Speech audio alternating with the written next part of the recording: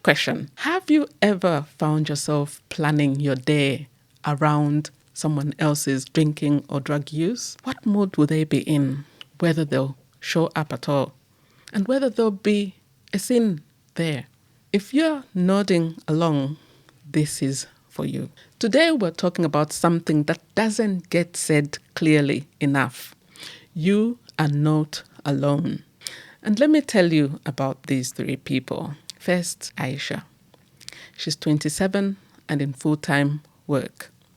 Every evening on her way home, she checks her phone. Not for her own messages, but to see whether her partner has started drinking yet. She reads every text for clues. Is he angry? Is he joking? Is tonight going to be okay? Or a disaster? And then there's Michael. He's in his 50s. His son started using cocaine. Just at weekends. Now the lies, money problems are weekly. Michael lies awake at night, staring at the ceiling, asking himself, what did I do wrong as a dad? He feels guilty if he says nothing, and guilty if he says anything at all. And finally, we've got Jade. She's 19 and at university, but her mind is still at home. Her mom drinks to cope. Jade knows exactly how much is left in every bottle in the house.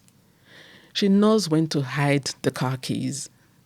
On nights out, she's not really out.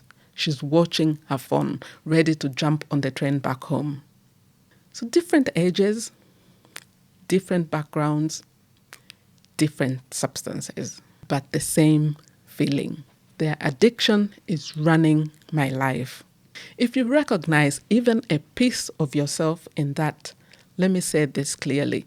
You are not weak, you are not overreacting, and you are not alone. Clinicians often describe addiction as a family illness. That does not mean the family caused it. It means everyone in the system feels the impact emotionally, financially, physically, and often spiritually too. Addiction is a health condition that affects how the brain manages reward, stress, and impulse control. It often sits alongside anxiety, depression, or trauma.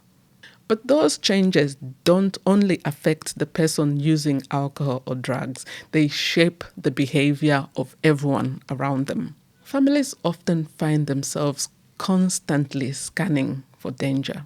What mood will they be in? Are they safe?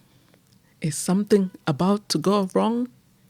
People try to manage or hide the problem, calling in sick for them, covering up their mistakes, making excuses. And over time, many people shrink their own lives. They drop hobbies, they lose friendships, they step back from work and purpose, or to keep someone else afloat. And children may develop anxiety and struggle at school. Partners and parents often experience chronic stress, poor sleep, and physical symptoms. And many describe living in constant state of flight and fight or freeze. And none of this means you are broken. It means your nervous system has been doing its best to survive an ongoing crisis. So if you've ever thought, why can't I be stronger? Here's the reframe for that. You are having a completely understandable human response to a very difficult situation. The issue is not that you care too much. It's that you've been carrying more than one person's share. Here are some practical steps. The first step is to name your experience. Not just what's happening to them, but what's happening to you. You might want to write this down. How is their use affecting your sleep, your work, your parenting, your health? And next, what have I stopped doing because of this? And you are allowed to talk about your anxiety, your burnout, and your losses.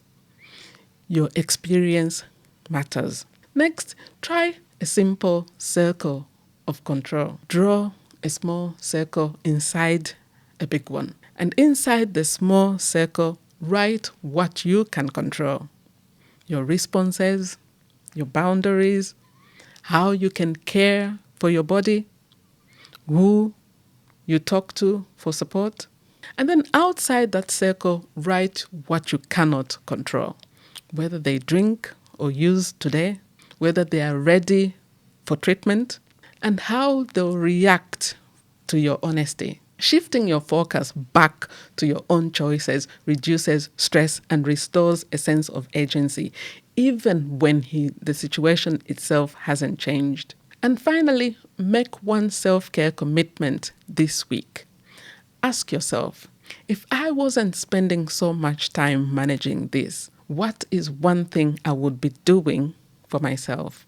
It might be a short walk without your phone. It might be calling a friend, or returning to faith or community spaces, or booking your own GP appointment to talk about your stress and sleep. Choose one small realistic action. Schedule it, not as a luxury, but as care for your nervous system. You do not need to wait for another person to be ready before you get help. Support exists specifically for people affected by someone else's addiction. And that might be through healthcare services or family and carers organizations, children and young people support services, or the community and online groups where people truly understand what you're living with. If someone else's addiction has taken up a lot of space in your life, your pain makes sense. You deserve support, even if they never change.